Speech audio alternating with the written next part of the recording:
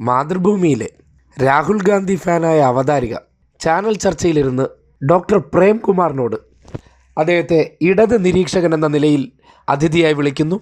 അതിനുശേഷം അദ്ദേഹത്തിൻ്റെ ഫേസ്ബുക്ക് പോസ്റ്റുകളിൽ മുമ്പ് പിണറായി വിജയൻ്റെ രാഷ്ട്രീയ പൊസിഷൻ മനസ്സിലാക്കി എഴുതിയ ഫേസ്ബുക്ക് പോസ്റ്റുകളെ വെച്ച് ഒരു താങ്കൾ ചോദ്യം ചോദിച്ചു. ആ ചോദ്യത്തിന് തിരിച്ചു കൊടുത്ത മറുപടി പാനലിസ്റ്റായിട്ടുള്ള മുതിർന്ന മാധ്യമപ്രവർത്തകൻ വരെ ചിരിച്ചു പോയെന്നേ. ആ നിലയ്ക്ക് ഒരു എതിരാളി വരും എന്ന് CPM പേടിക്കേണ്ടതില്ല എന്നാണോ? അല്ല, ഞാൻ പറഞ്ഞത് ഇടതുപക്ഷത്തിനോട് ഒപ്പം നിൽക്കുന്ന ആളെന്നുള്ള നിലയിലല്ല. നിങ്ങൾ 2021 ഇലക്ഷന്റെ സീൻ നോക്കി നോക്കൂ. അന്ന് പിണറായി വിജയനെ തീർക്കാൻ വേണ്ടിയിട്ട് വന്ന PCC പ്രസിഡന്റ് ആയിരുന്നു മുല്ലപ്പള്ളി രാമചന്ദ്രൻ. അദ്ദേഹത്തിന്റെ പോലും അറിവില്ലാതെ അയാളെ മാറ്റി. അന്ന് ഇലക്ഷന്റെ അടുത്തെത്തുമ്പോൾ ജേക്കബ് ജോർജ് പറയുന്നത് പോലെ AICC തീരുമാനിച്ച 2 ചീഫ് മിനിസ്റ്റർ കാൻഡിഡേറ്റ്സ് ആയിരുന്നു, രമേശ് ചെന്നിത്തലയും ഉമ്മൻചാണ്ടിയും. ഇലക്ഷൻ കഴിഞ്ഞപ്പോൾ കോൺഗ്രസ് പ്രതിപക്ഷത്തായി. ഈ 2 പേരിൽ ഒരാൾ വല്ലാത്ത VD സതീശൻ പ്രതിപക്ഷ നേതാവായി. ഇനിയിപ്പോ മിക്കവാറും ഞാൻ വിചാരിക്കുന്ന 2026 ഇലക്ഷൻ വരുന്ന സമയത്ത് 3-4 ചീഫ് മിനിസ്റ്റർ കാൻഡിഡേറ്റ്സ് ഉണ്ടാവും. എന്നിട്ട് ഈ 4 പേരും അല്ലാത്ത വേറൊരാള് പ്രതിപക്ഷ നേതാവായിട്ട് വരും. ഇതാണ് വരാൻ പോകുന്നത്. ഞാൻ നേരത്തെ പറഞ്ഞ കാര്യം ഇപ്പോഴും ആവർത്തിക്കുന്നു. ഇത് ചെറുത്, മൊത്തത്തിൽ ഇതിനേക്കാൾ ഗംഭീരമാണ്.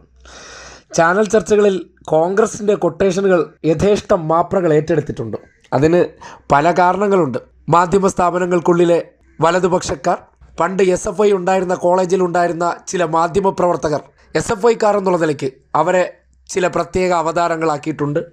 ആ നിലയ്ക്ക് വരുന്ന തെരഞ്ഞെടുപ്പിൽ ഇവർക്ക് മാസപ്പടിയും ഇലക്ഷൻ ഫണ്ടും കൊടുത്ത് അവർക്ക് വേണ്ടി പണിയെടുക്കാനായിട്ട് പർച്ചേസ് ചെയ്ത് കഴിഞ്ഞിരിക്കുകയാണ്. അതിൻ്റെ അടിസ്ഥാനത്തിലാണ് KPCC പ്രസിഡൻറ്റിൻ്റെ ചർച്ച നടക്കുമ്പോൾ അവിടെ പിണറായി വിജയൻ്റെ പേരൊക്കെ തിരികെ കയറ്റി അവരെ വല്ലാതെ ഡാമേജ് ഉണ്ടാക്കാതെ ഞങ്ങൾ ബാലൻസ് ചെയ്താണ് ചർച്ച കൊണ്ടുപോകുന്നതെന്ന് നാട്ടുകാരെ കാണിക്കണം. അതിനുവേണ്ടിയായിരുന്നു ശ്രമിച്ചത്. ഡോക്ടർ പ്രേംകുമാർ ആ ചർച്ചയുടെ റിലേ തെറ്റിച്ച് കളഞ്ഞു എന്ന് പറഞ്ഞാൽ മതി.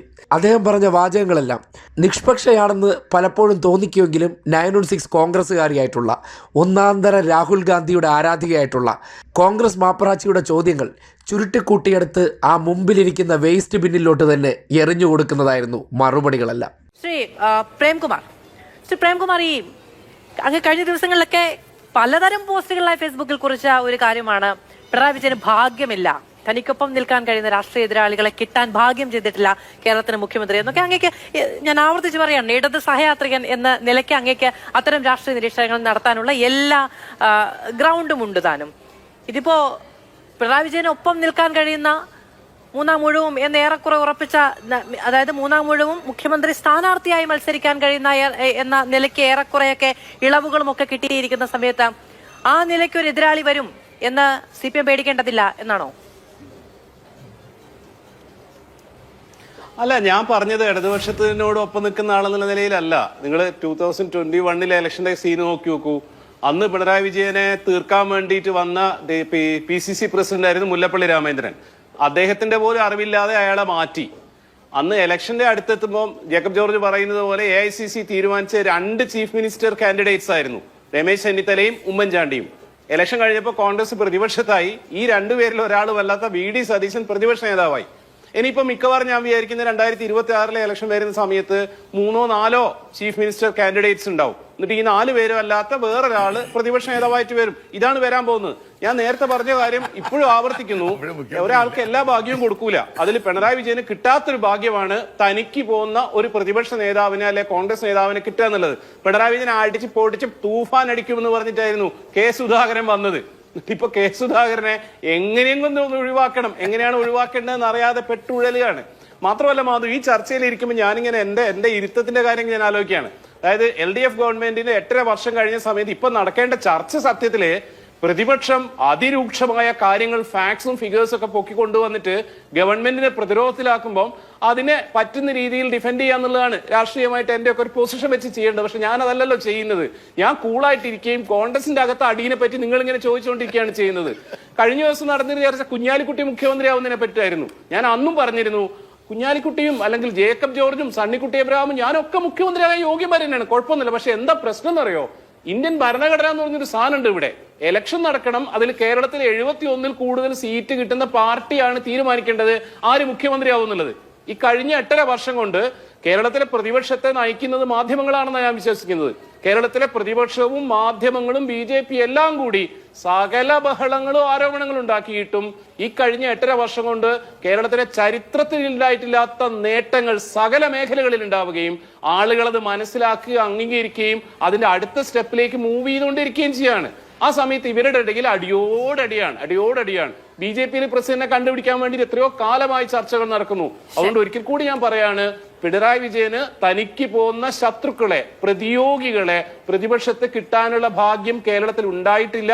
ഇനി അടുത്ത കാലത്ത് ഉണ്ടാവും എന്ന് ഞാൻ വിചാരിക്കുന്നില്ല. ആരാണ് ഇനി വരാനുള്ളത് നോക്കൂ. നേരത്തെ പറഞ്ഞു, ഒരു വട്ടം കൂടി പറയുന്നു, ശശി തരൂർ അധികം ഫോർവേഡ് കളിക്കുന്നതിൽ ശരിയല്ല. അദ്ദേഹം വളരെ എക്സ്പെർട്ടാണ്, കോസ്മോപൊളിറ്റനാണ്, ഒക്കെ ശരിയാണ്. പക്ഷെ കേരള പൊളിറ്റിക്സിൽ ഫോർവേഡ് കളിക്കാനുള്ള എക്സ്പെർട്ടൈസോ മെയ്വഴക്കമോ അദ്ദേഹത്തിനില്ല. അദ്ദേഹത്തെ എനിക്കും ജേക്കബ് ജോർജിനും ഒക്കെ വലിയ ഇഷ്ടമാണ്, സ്നേഹമാണ്. പക്ഷേ this is not a battle ground that fits എന്ന് തന്നെ പോസിറ്റീവായിട്ട് പറയാം. തിരുവനന്തപുരം പറഞ്ഞാണ് സത്യം.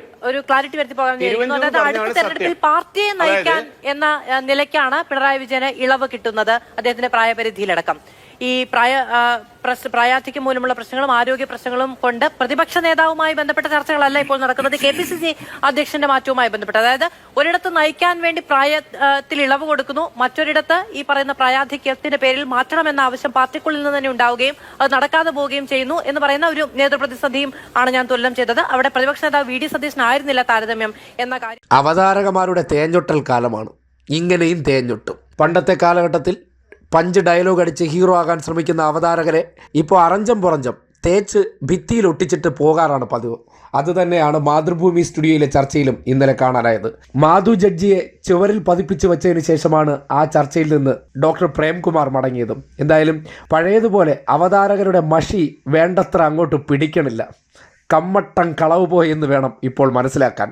തേഞ്ഞു തീർന്നിരിക്കുകയാണ്. ഇനി പുതിയ ഐറ്റങ്ങളെ കൊണ്ടുവന്നാൽ മാത്രമേ കോൺഗ്രസ്സുകാർക്ക് വരുന്ന തിരഞ്ഞെടുപ്പ് രാഷ്ട്രീയത്തിൽ അവതാരകരെ കൊണ്ട് ഗുണമുണ്ടാകൂ എന്ന് പല ചർച്ചകളും ഇപ്പോൾ തുറന്നു കാട്ടുന്നുണ്ട്.